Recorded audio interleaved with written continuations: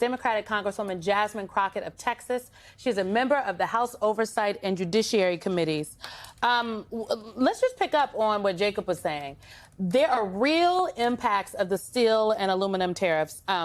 Marketplace had a great section in their piece today about how this could show up on your grocery bill. Yesterday. The U.S. imports nearly 70% of tin plate steel that manufacturers use for cans of fruit, vegetables, essential foods, and pet foods. If these tariffs remain in effect, we're likely to start seeing all sorts of prices go up at the grocery store. The cans, we talk about the air fryers. I can't live without my air fryer. I could, just Congresswoman, I could. These are real life. I was going to say. I ain't cooking nothing, but go ahead. You know, I put my wings in there, give them a little more crispy. Okay, but now for the folks that can't afford the air fryers are already expensive. It is going up. Yeah. Listen, I appreciate Bobby because honestly, a lot of the things that I am trying to bring to the forefront for the American people, they really are not partisan things, or they should not be partisan things. This is about right versus wrong, and it's about harm versus help. And so basically what I'm trying to let people know is that, listen, the Democrats, you know, you give us a little something and we will do our part to hopefully at least stop the harm. But right now, people are being harmed no matter who you voted for and no matter how you affiliate yourself. And it's important, and I appreciate y'all. And I appreciate Jacob going out because it's important that we tell those stories and let them know that, guess what, MAGA or not, you are still being impacted detrimentally by this administration and their policies. Now, it's interesting because just today I had the national realtors that came by to see me from all over the country. And most people don't understand like what all goes into housing. They just complain and say, listen, the housing is too high.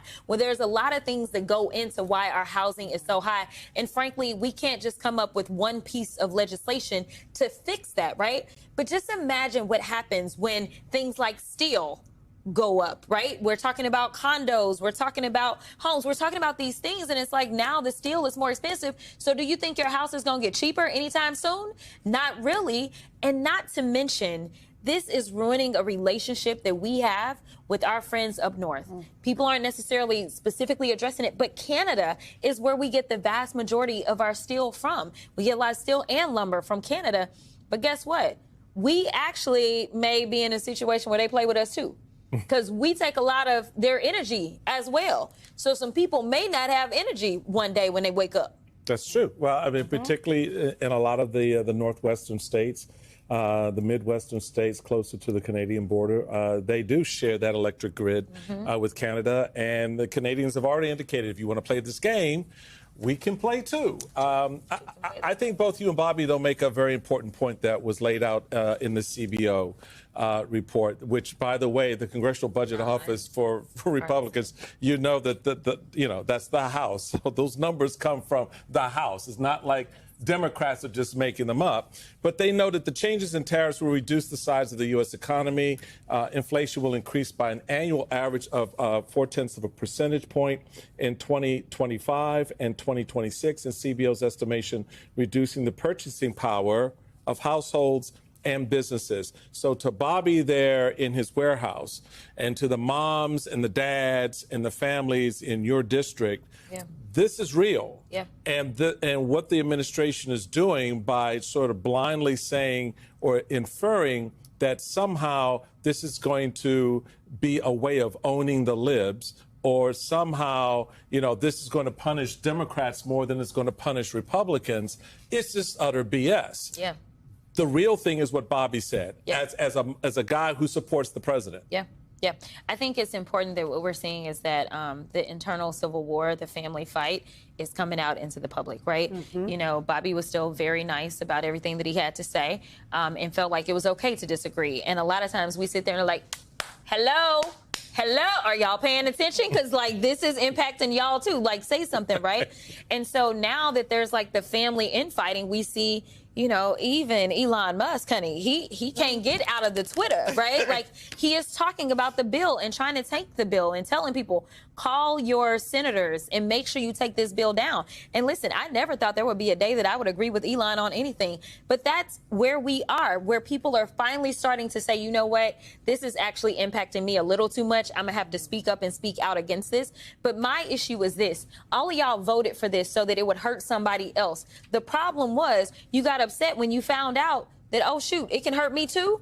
And honestly, it's ingrained in who Democrats are, is that we actually care and we love and we want to take care of everybody. And that's why we got this big tent party and we all over the place. But I will tell you that compassion is something that we are missing in Congress. Yes. Like, caring is something that we are missing in politics in general. And that's the only way you can justify a senator going out there and saying, well, everybody gonna die. And then decide that you're gonna do your apology, not so much an apology, in what looked like a graveyard. Right. I'm like, listen, ain't nobody elect you to be anybody's grave digger. They elected you to do everything that you can to make sure that their lives are flourishing and getting better and that they were living as long as they could. That's part of the job. Part of the job is also in your current position, watching what this administration is doing and making sure that they are accountable. You recently threw your hat in the ring to be ranking member on the House Oversight Committee, saying in your Dear Colleague letter, Americans are demanding a more strategic, aggressive, and energetic fight. What do you think that fight should look like? I think it looks like a lot of things. Listen, here's the deal. We as Democrats can sit there and say, oh, you know what? He violating the Emoluments Clause of the Constitution. And the average person's like, say, what now? What are you talking about, right? So, number one, I think that we have to deal with that and explain to people why it is so bad, because he will go out there and say, yo, me getting a free plane from the Qataris, like, that just means that, you know what, we don't have to spend this money on a plane, right? Like, he can explain it to people that don't understand why we have these rules and why the Constitution was looking out for us. So it's a matter of bringing that in, having a hearing, and then making sure that we translate it and we amplify it. It's not big enough just to go on TV. Love y'all, appreciate y'all. But, like, communications has to be a full-on kind of strategy. And that is something that I've worked really hard to do, because I want to make sure that I'm not just screaming into a vacuum. I also want to make sure that we're amplifying the voices. We've got so much amazing talent that's on that committee, but we need a leader that literally can lift up the entire team so that people say, you know what, we actually starting to believe in the Democrats. There's more than just one or two of them that are fighting. But also, I think that we just got to be real and we got to go hard, right? Like, there's only one person Donald Trump does not want in that seat. It is me. Like, point blank, period. And same thing with a Republican colleague out of North Carolina that was like, I'm fearful because I'm not going to hold back. Now, listen, this doesn't mean that I plan to be partisan in any way, but as a trained trial attorney, we're going to follow these facts. We're going to follow the evidence, and we are going to make it plain. I also think that we can't just say, well, we're in the minority, so we can't do anything. I don't believe in that rhetoric. I believe in fighting, and that's exactly what I've been doing. So, like, does this mean that we take the fight to their backyard? Absolutely, because those people may not be tuning in. So allowing me to go and do shadow hearings on the road where I'm going into Republican districts, and the people that are testifying are the people that have been impacted, whether they lost their jobs or whether they lost funding for Meals on Wheels or whatever it is, to tell their story so that their neighbors can hear them, and then they will know that we are listening, and we are not here just because it's election time. We are here because we actually want to heal this country. In the time that we have left, to follow up on this, the last time this seat was open and there was a race within the Democratic caucus for this particular seat, former leadership weighed in, and members weighed in to say that we don't want that person, we want this person. Do you have a sense now that that leadership maybe is going to take a different tact, or former leadership might also take a different tact? Listen, you trying to beat around the bush. Everybody at home know what you're talking about. Nancy Pelosi weighed in. Nancy Pelosi weighed in, and she said, not that person, I want this person. Do you think she's going to weigh in this time?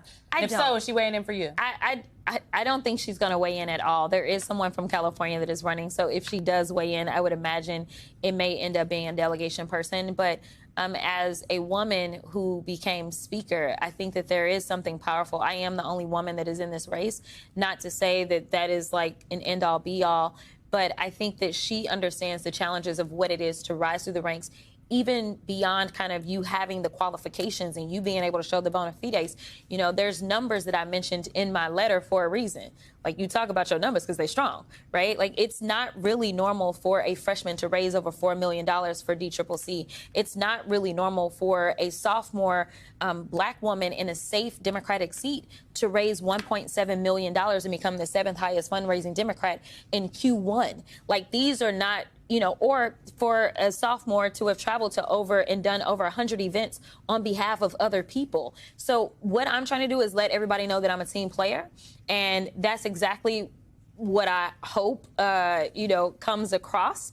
I don't anticipate, though, that the former speaker is weighing in. I've been talking to people while my letter just went out. I have been talking to people, and I did not get a sense that the former speaker had weighed in. I will tell you, though, that seniority is a thing that, Alex mentioned when she said she wasn't going to run again. I think, it's hard for certain people who have come up through this system to then say, you know what, I'm going to let it go. And it's been important for me to tell people that, listen, if we just had a halfway normal person in the White House, I wouldn't be running, because I really do respect seniority, especially because of the history of it, especially for like the Black caucus. But at the same time, if we don't meet this moment, I think that we're going to continue to see our numbers plummet. I think we're going to continue to lose a lot of our support. And I think that when we talk about diversity, as much as we do on our side of the aisle, that even means in our leadership. And so diversity comes from all different ways. And so we've done a lot of seniority kind of votes. I'm hoping that we can break the norm, at least in this particular race, and give someone a shot who really just wants to help our team.